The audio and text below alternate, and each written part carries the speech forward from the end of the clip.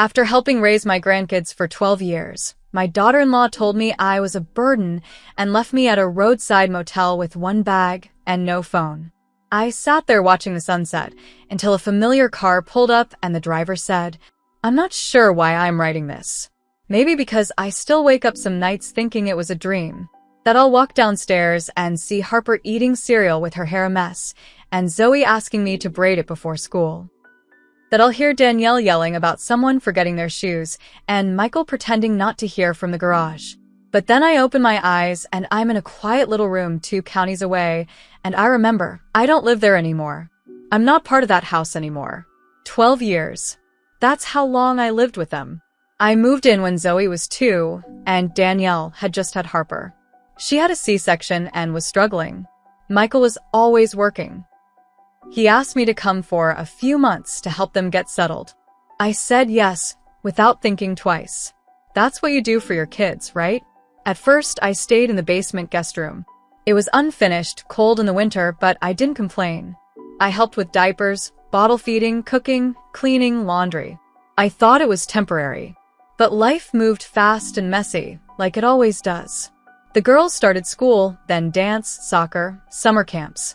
I was the one who kept it all moving. Danielle got promoted.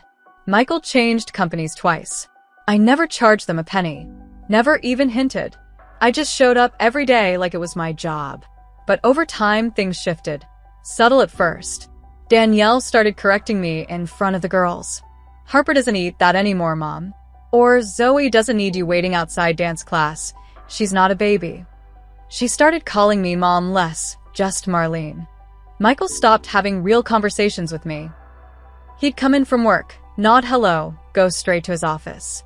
He never asked how I was doing, if I was tired, if I needed anything. The girls still loved me. Harper would sneak into my room with a blanket to watch shows. Zoe would ask for help with school projects. But even they started sensing the tension. I got sick in 2020. Pretty bad. Couldn't keep food down. Fever, chills, trouble breathing. Danielle panicked. Said I had to isolate immediately. I stayed locked in that same basement for 9 days. She left food outside the door. I never saw the girls once. I heard them laughing upstairs, living life. I lay there alone thinking, if I die down here, no one will even check for a few hours. But I didn't die. I got better. Slowly. And when I came back upstairs, something had changed. Danielle barely looked at me. Michael acted like I was invisible. Months passed. The pandemic faded. Life resumed. But I started hearing things. At night, I'd pass their bedroom and catch whispers. "She's always around." "I just want my house back." "It's not normal." I should have left then. I should have made a plan. But I didn't. I stayed.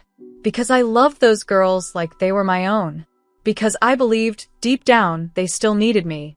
Then came the weekend trip. Michael and Danielle left for 2 nights. I stayed with the girls. We watched movies, painted our nails, made waffles from scratch. I thought we were happy. When they got back, Danielle asked to talk. Just her. Not Michael. She had this calm, almost rehearsed tone. She said, "Marlene, we've been talking, and we think it's time for a change." I stared at her. She smiled like it was a job interview. "You've done so much for us. We're grateful." Truly. "But the girls are older now, and we think they need space to grow. Independence." I didn't speak. She kept going. "We also need to grow as a couple. And honestly, you've become kind of a burden." I felt my face flush. My ears were ringing.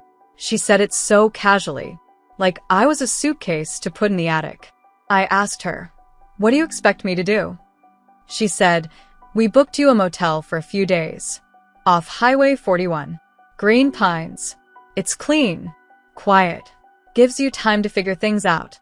Asked about my things. My photos. My sewing machine. My books. She said, "We can drop off more stuff later." She packed 1 suitcase for me the next morning. 1. No phone charger. No coat. Just some clothes, a toothbrush, and a $20 bill. No hope. No goodbye from the girls. She drove me to the motel. Didn't say a word the whole time. When we got there, she didn't even walk me in. She popped the trunk, set my suitcase on the pavement, and said, "Take care of yourself, okay?" Then she drove off. I sat on the motel bed and stared at the wall. For hours. Didn't move. Didn't cry. Just felt hollow. That evening, I sat outside. There's a little bench near the parking lot. I watched the sun set over the cars and the gas station next door. Orange sky. Long shadows. It felt like I was disappearing. Then I heard it. A familiar car. A soft knock in the engine. Silver Camry. I turned and saw Carla, my niece. I hadn't seen her in 3 years. She got out, saw the suitcase, and said, "Aunt Marlene, get in the car. You're coming home with me." Carla didn't ask any questions until we were at her place. She drove with one hand on the wheel and the other resting near me, like she thought I might fall apart at any second. I didn't. I was too numb. Her apartment was small but clean. 2 bedrooms, soft lighting, photos of her daughter on the fridge. She made me tea and handed me her phone. "Call him," she said. "Call Michael. Or don't. But I think he owes you some damn answers." I stared at the screen for a long time. Then I typed his number. It went to voicemail after 2 rings. I didn't leave a message. Carla let me stay as long as I needed. I helped out where I could, cooked meals, folded laundry, walked her dog. I tried to be useful, even though every time I opened my suitcase and saw those poorly folded clothes Danielle had tossed in, my stomach turned. 3 weeks passed. No word from Michael. Not even a text. Then one day, Carla was on Facebook and said, "Did you know Danielle posted a whole Mother's Day tribute to her mom?" I blinked. Her mom's dead. Carla handed me the phone. There it was, Danielle smiling with Zoe and Harper, captioned, "So thankful to my chosen family, especially my girl's favorite person in the world, Aunt Jessa. You've been more of a mother to me than I ever had." Jessa, her college friend. She was in their lives maybe once a month. Took the girls shopping, posted selfies. That was Danielle's new mother figure. No mention of me. 12 years. Erased. I told Carla I needed to go get my things. I couldn't let them keep everything. Not after what they did. She offered to drive me. I said no, I needed to do it alone. When I rang the doorbell, it was Zoe who opened the door. Her face lit up for a second, then turned guarded. "Hey, Grandma." "Hi, baby," I said. "Is your mom home?" Danielle came to the door. Her arms folded. "Marlene, what are you doing here?" "I'm here for my things." She looked annoyed. "Michael's not home. I'm not here to talk. I'm here to pack up what's mine." She let me in, but barely. Walked behind me like a prison guard. My sewing machine was gone. My photo albums were gone. The cross-stitch I made of the girls' names? Gone from the wall. I asked, "Where are my things?" She said, "We donated most of it. We figured you didn't want reminders." DisappeaR. "You donated my wedding album?" It was falling apart, and honestly, it felt like clutter. I could feel my pulse in my ears. My hands shook. I went to the closet where I kept keepsakes. Gone. Everything was gone. Boxes I'd stored for years. Clothes. Letters from my husband. Danielle said, "I'll give you a moment." I wanted to scream, to rip something off the wall, but I didn't. I walked out, past the living room where I'd rocked both those girls to sleep, past the kitchen where I cooked every Thanksgiving dinner while Danielle posted pictures like she made it, out the door, down the porch, to the sidewalk. I didn't look back. That night, Carla sat beside me with a notepad and said, "You should write down everything you did for them. Every receipt, every task, every sacrifice. You may not want revenge, but you deserve justice." And that's when something changed. I wasn't just sad anymore. I was angry. 12 years. No pay. No recognición. No goodbye. They wanted to erase me? Fine. But they'd learn what happens when you try to bury someone who remembers everything. The first twist came from the most unexpected place. Zoe. About a month after that last visit, I got a letter. Not an email. A real, handwritten letter. My name in careful cursive on the envelope. Inside, 2 pages in Zoe's uneven handwriting. She said she was sorry. She said she didn't understand what was happening when I left.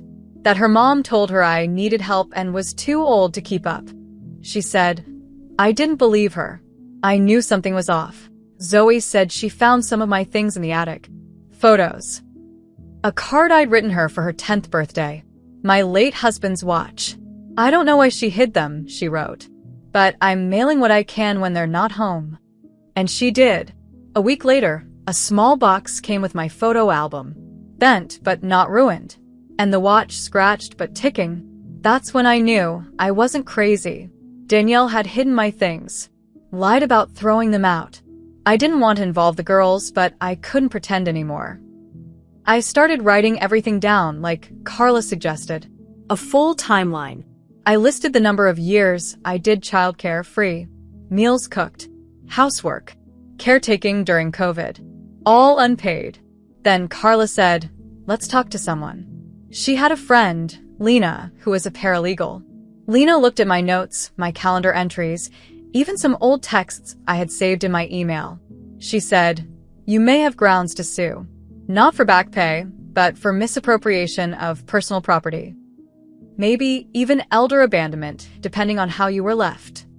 That word, abandonment, hit me hard. It wasn't just hurt feelings. What Danielle and Michael did could actually be illegal. We started gathering more. I opened an old bank statement and noticed something strange. Michael had added himself as a co-signer on my savings account 4 years ago. I barely remembered signing the form. I was recovering from a fall. He said it was for emergencies. He hadn't touched the money, but the fact he could made my stomach turn. Then Carla said, there's more. You should see this. She pulled up a private Facebook group for local moms. Danielle had been posting in it. Publicly. One post read, after years of living with an aging parent who refused to leave, we finally got our house back. Boundaries are so important, ladies. Don't let guilt control you. The comments were full of sympathy. Danielle played the victim. Made it sound like I was some intrusive old woman they had to escape. That's when I knew what I had to do. Not just get justice. I needed to take back my name. Carla helped me file the initial complaint. Civil, not criminal. We weren't chasing jail time. Not yet. Just making noise. A petition for misappropriation of personal property, abandonment of a dependent adult, and financial overreach. Danielle and Michael didn't respond. Not at first. I figured they'd laugh it off. Until the court notice hit their mailbox. That's when Michael finally called me. Mom, what the hell is this? I let the silence hang. Are you really trying to sue us? I said, you didn't even call when you left me at that motel. He paused. Danielle thought. Don't put this on Danielle, I said. You were quiet for years. You knew what was happening. He didn't answer. I said, I don't want your money. I want the truth on paper. That's all. 2 weeks later, they offered a private settlement. $7,500. Carla nearly spit out her coffee. That wouldn't cover a year of groceries, let alone 12 years of unpaid care. I declined. We kept going. Lena helped us draft a full civil affidavit with affidavits from Carla, receipts from doctor's visits I took the kids to, photos of me picking them up from school. Even Zoe's letter. And then I posted my story. I didn't name names. Just facts. I was left at a motel with one bag after 12 years raising my grandkids. They told me I was a burden. I never asked for money. I just wanted to help. It spread. Local Facebook groups picked it up. Then Reddit. Then a parenting blog. And people started commenting, people who knew Danielle. A woman messaged me. I used to work with Danielle. She told people her MIL was freeloading off them. Said you refused to leave. But I remember seeing pictures of you making costumes for the girls. I knew something didn't add up. Another comment. Danielle's oldest is friends with my daughter. She said they miss their grandma. They don't understand why she disappeared. It unraveled fast after that. Danielle's office caught wind of the story. So did Michael's. Turns out his company didn't like seeing an employee's name mentioned in a post about elder abandonment and financial manipulation. He was placed on leave. Danielle tried to fight back, said I was lying, playing victim. But she couldn't explain the motel bill in her name. Couldn't explain how the girls had no contact with me for months. Couldn't explain Zoe's letter. That's when I got a letter from Michael. Not an email. Not a call. A letter. Like mine. It read, I failed you. I let her convince me you were in the way. That our house wasn't ours anymore. But the truth is, we wouldn't have survived those early years without you. I was weak. I see that now. I've lost your trust, and probably your love. But I needed you to know. I'm sorry. It was too late. But I cried anyway. The court ordered Danielle and Michael to return any and all personal property they still had of mine, pay a $12,000 civil penalty for unlawful disposal of personal property, and issue a formal, notarized apology. I didn't want it framed. I didn't even want to read it. But I did.